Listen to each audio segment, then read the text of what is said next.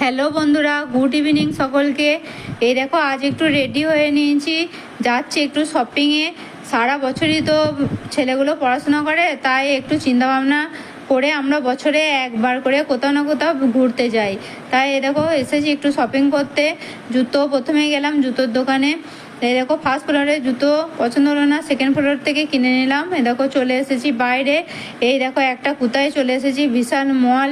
এই দেখো কি করব, ওখানে যদি কিনতে যাই তো মাসের অর্ধেক পয়সা ওখানেই চলে যাবে।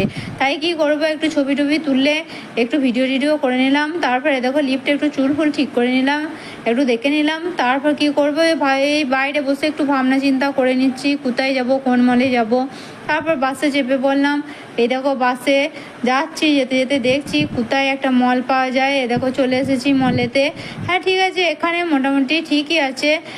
10 দিনের মতো খরচা এখানে যাবে। তবু ঠিক আছে, একটু শপিং টপিং তো করতে হবে, বেড়াতে যাচ্ছি বলে কথা, তাই করে নিলাম। এই দেখো বাইরে এসে ছেলে রোল খাচ্ছে, তাই আমাকেও একটু খাইয়ে দিল, আমিও একটু খেয়ে নিলাম। এই দেখো চলে এসেছি বাড়ি। ছেলের জুতো, আমার জুতো, একটা কানের, তারপর একটা আমার প্যান্ট, একটা শার্ট, এইসব কিনে নিয়েছি। এই দেখো সব কেনা হয়ে গেছে, বাড়িতে চলে এসেছি। টাটা, ভালো থেকো।